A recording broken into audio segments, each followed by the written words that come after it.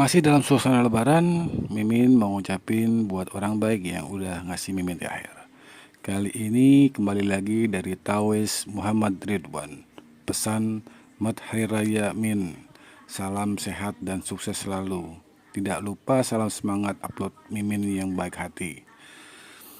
Buat orang baik yang udah nyawer, Mimin mau ngucapin terima kasih banyak. Semoga semakin bertambah rezekinya, panjang umur, dan sehat selalu. Kita lanjutkan ke intronya.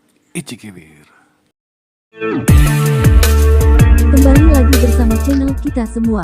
Jika Anda suka, jangan lupa komen, like dan subscribe, share juga bila Anda berkenan. Selamat membaca dan mendengarkan. Perintah Kaisar Naga. Bab 3816-3818. Tuan Chen, Tuan Chen. Lucy dan Yelena melihat Dev telah keluar dari negeri kekacauan dan berlari dengan tergesa-gesa. Beberapa orang berteriak putus asa memanggil Dev. Dev perlahan terbangun dari komanya. Saat dia melihat Lucy dan yang lainnya, dia juga sangat terkejut. Bukankah aku sudah mati? Dev melihat dirinya sendiri, tubuhnya awalnya penuh bekas luka, tapi sekarang tidak ada bekas luka sama sekali. Tuan Chen, Anda belum mati. Anda keluar dari tanah kekacauan. Anda mungkin orang pertama yang keluar dari tanah kekacauan hidup-hidup, kata Lucy dengan bersemangat. Dev mengerutkan kening, tiba-tiba teringat sesuatu, berdiri dan melihat sekeliling. Tuan Si, teriak Dev, tetapi tidak ada Tuan Si di sekitarnya. Tuan Chen, siapakah Tuan Si yang Anda bicarakan ini? Lucy bertanya dengan ragu. Apakah kamu melihat orang lain di sekitarku? Dev bertanya dengan cepat. Tidak, aku hanya melihatmu keluar dari tanah kekacauan. Lucy menggelengkan kepalanya. Saat ini, Dev berpikir keras, mungkinkah dia bermimpi? Dev tidak tahu apakah itu kenyataan atau mimpi. Dia hanya ingat ketika dia akan mati, Tuan Si muncul. Yo, itu bukan mimpi, ada yang menyelamatkanmu. Raja Iblis Awan Merah berbicara. Ketika Dev mendengar ini, dia bertanya dengan penuh semangat, apakah itu Tuan Si? Pernahkah Anda melihatnya? Bagaimana saya tahu siapa orang itu? Saya tidak dapat mengingat siapa dia, tetapi saya hanya tahu bahwa dia sangat kuat. Penampilannya hampir membuatku takut setengah mati. Siapa dirimu sebenarnya? Kamu memiliki master yang menjaga di belakangmu, kamu sangat menakutkan. Menghentakkan kakimu di dunia surga dan manusia, bukankah mereka semua harus sujud padamu? Raja Iblis Awan Merah tidak bisa mengingat Tuan Si, jadi dia tidak mengenal Tuan Si, tapi dia bisa merasakan betapa kuatnya Tuan Si. Dia adalah... Dev terdiam, dia tidak tahu siapa Tuan Si. Dia mengikuti Tuan Si, dan sepertinya itu tidak masalah. Tapi Tuan Si sangat penyayang seperti seorang ayah baginya. Dev pernah curiga bahwa Tuan Si seharusnya berasal dari klan naga, dan mereka berdua adalah klan naga, jadi masuk akal jika Tuan Si menjaganya. Tapi Tuan Si sendiri tidak pernah mengakuinya. Tidak peduli siapa dia, kamu harus melindungiku setelah aku terlahir kembali secara fisik. Raja Iblis Awan Merah berkata dan berhenti berbicara. Dev juga terdiam beberapa saat. Ini bukanlah apa yang dikatakan Raja Iblis Awan Merah sebelumnya. Dia mengatakan bahwa ketika dia mencapai surga, dia akan melindunginya. Sekarang dia sebenarnya ingin dirimu untuk melindunginya. Apa-apaan ini? Tuan Chen, apakah Anda baik-baik saja? Jika Anda baik-baik saja, ayo cepat pergi. Keluargamu akan segera menyusul. Lucy melihat Dev tidak bergerak dan berkata. Dev sedang berbicara dengan Raja Iblis Awan Merah, tetapi Lucy dan yang lainnya tidak dapat mendengarnya. Oke, ayo pergi ke Gunung Batu Ekstrim. Dev menunjuk ke gunung di kejauhan. Karena Dev, kekacauan di tanah kekacauan melonjak, membuat pegunungan menjadi terlihat jelas dan lingkaran cahaya di sekitarnya menjadi lebih gelap. Lucy dan yang lainnya memandangi gunung yang tinggi dan bertanya dengan bingung, Tuan Chen, sepertinya saya tidak pernah melihat gunung ini sebelumnya. Mengapa disebut Gunung Batu Ekstrim? Puncak gunung itu seharusnya selalu berada di tanah kekacauan. Dan diblokir oleh penghalang, dan bisa muncul karena suatu alasan. Gunung itu penuh dengan batu ekstrim, yang seharusnya menjadi tempat tambang batu ekstrim berada, dan Gunung Batu Ekstrim ini hanyalah nama yang saya panggil secara acak. Dev menjelaskan. Apa? Ada semua batu ekstrim ada di puncak gunung itu. Saat ini, Lucy dan yang lainnya, semuanya membuka mulut. Berapa banyak batu ekstrim yang dibutuhkan? Jika semua batu ekstrim ini dimiliki oleh Istana Guanghan, istana Guanghan mereka akan bisa menggunakan untuk waktu yang lama, dan tidak ada masalah dalam mendominasi seluruh dunia surga dan manusia. Saat Dev membawa Lucy dan yang lainnya menuju Gunung Jishi, Natalie juga membawa keluarga Mu ke puncak gunung. Tujuan mereka bukan untuk membunuh orang-orang suci ini, tetapi untuk mendapatkan tambang batu ekstrim.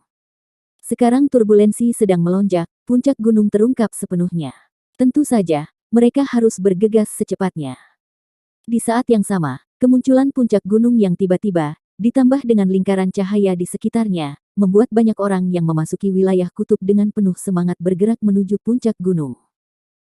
Lagi pula, mereka belum menemukan tempat jatuhnya makhluk abadi selama berhari-hari, dan sekarang sebuah gunung tiba-tiba muncul, tentu saja mereka harus pergi melihatnya. Mungkin ini adalah tempat tersembunyi di mana makhluk abadi jatuh. Untuk sesaat, semua orang berlari menuju puncak gunung yang muncul. Dev dan yang lainnya paling dekat dengan tanah kekacauan, jadi mereka bergerak dengan sangat hati-hati. Terlalu banyak turbulensi di tanah kekacauan ini, dan juga banyak hisapannya. Siapapun yang tidak berhati-hati akan tersedot ke dalamnya. Dev tahu bahwa jika dia tersedot ke dalam kekacauan lagi, tidak ada yang bisa menyelamatkannya. Tuan Si tidak bisa muncul kapanpun dan dimanapun. Namun Dev masih sangat senang mengetahui bahwa Tuan Si belum mati. Dev berjalan di sisi paling dalam, mata langit dan kegelapan terbuka, dan semua yang ada di depannya menjadi abu-abu. Namun, di bawah pandangan mata langit dan kegelapan, semuanya tidak terlihat. Bahkan pemandangan di tanah kekacauan terlihat jelas oleh Dev. Tidak peduli betapa terdistorsinya ruang dan waktu, Dev dapat melihatnya dengan jelas. Saat dia semakin dekat ke gunung berbatu, Dev tiba-tiba menyadari aura yang tidak biasa. Aura ini sangat besar dan terus berkumpul. Bau yang sangat menakutkan membuat Dev bergidik. Tuan Chen, apakah Anda merasakan sesuatu? Lucy bertanya dengan hati-hati ketika dia melihat Dev seperti itu. Dev tidak berbicara, tapi mata langit dan kegelapan berkedip cepat. Segera, Dev menemukan bahwa di negeri kekacauan, titik hitam kecil yang tak terhitung jumlahnya bergerak dari jauh ke dekat sedikit demi sedikit. Dan itu sangat cepat, terus-menerus melakukan perjalanan melalui tanah kekacauan. Ketika Dev melihat bintik hitam ini dengan jelas, dia menarik napas dalam-dalam. Dia melihat bahwa ini semua adalah monster-monster. Monster yang tak terhitung jumlahnya berlari dari padang salju di wilayah utara. Monster-monster ini sepertinya tertarik dan dipanggil oleh sesuatu, jadi mereka bergegas ke tanah kekacauan dengan seluruh hidup mereka, dan kemudian berlari menuju kutub. Monster-monster di tanah kekacauan sepertinya tidak terpengaruh oleh apapun. Arah tujuan monster-monster ini ternyata adalah Gunung Batu Ekstrim. Kemunculan Gunung Batu Ekstrim juga menarik banyak monster. Bahkan di tanah kekacauan di seberang perbatasan, monster-monster ini menyadarinya. Lagi pula, bagi monster-monster yang hidup di padang salju, batu ekstrim juga merupakan sumber daya budidaya bagi mereka. Melihat monster yang tak terhitung jumlahnya, Dev menarik napas dalam-dalam, dan seluruh tubuhnya menjadi sangat serius. Percepat dan segera naik gunung. Dev tahu bahwa jika mereka ada di sini, mereka akan diinjak-injak sampai mati oleh monster-monster yang bergegas keluar dari tanah kekacauan.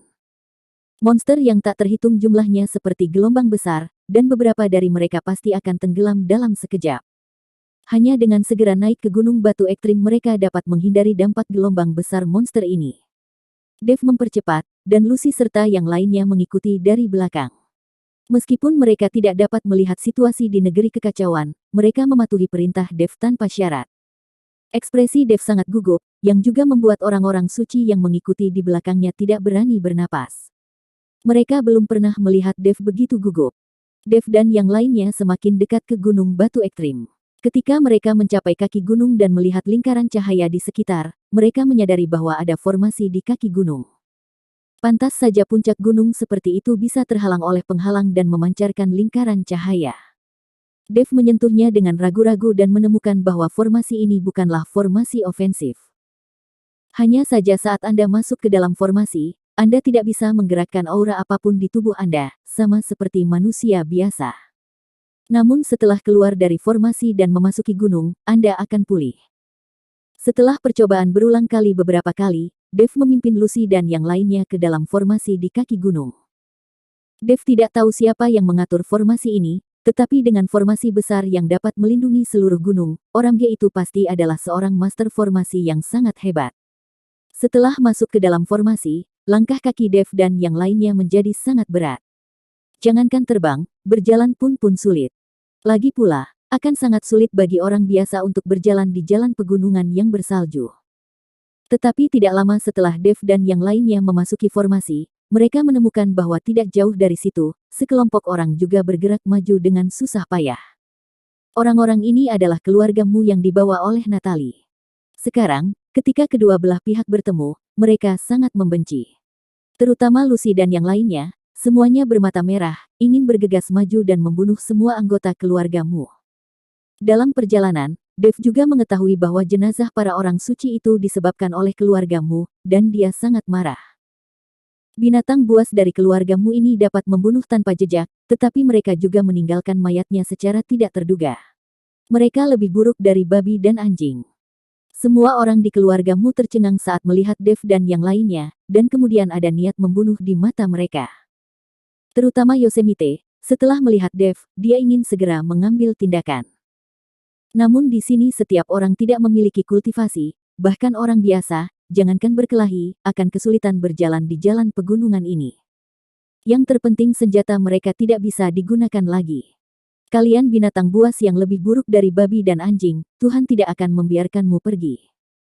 Lucy mengertakkan gigi dan mengutuk semua orang di keluargamu. Gadis kecil, apakah kamu belum pernah merasakan kekuatan kami? Apakah kamu berani mengutuk? Percayalah bahwa aku akan melepas pakaianmu. Yosemite berkata dengan tatapan mesum. Kali ini Lucy sangat marah, tapi mereka semua perempuan, jadi tidak mungkin memanfaatkan mereka secara verbal. Dev mengulurkan tangan dan menghentikan Lucy mengeluarkan suara apapun. Dev mengambil beberapa langkah ke depan dan menatap Yosemite dengan dingin. Apakah kamu lupa tentang makan dan bukan tentang pemukulan? Apakah kamu lupa bagaimana aku memukulimu? Yosemite merasakan semburan api di dalam hatinya ketika dia berpikir tentang dia dipukuli oleh Dev sebelumnya. Nak, apa yang membuatmu begitu arogan? Apakah kamu berani menyerangku sekarang? Lakukan saja jika kamu memiliki kemampuan.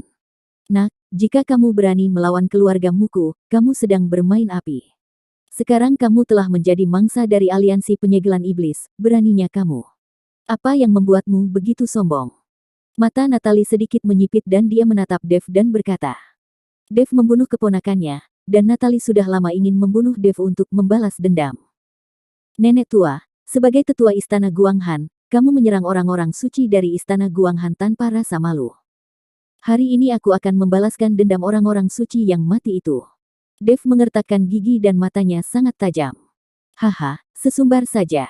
Di sini kamu dan aku sama seperti orang biasa. Kita sama sekali tidak bisa menggerakkan aura di tubuh kita. Bagaimana kamu bisa membalas dendam? Gunakan batu yang ada di tanah. Natalie mencibir pada Dev. Itu adalah ejekan.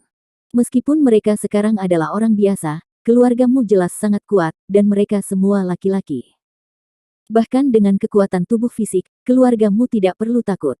Setelah mendengar perkataan Natalie, Dev langsung membungkuk untuk mengambil batu dan melemparkannya dengan keras.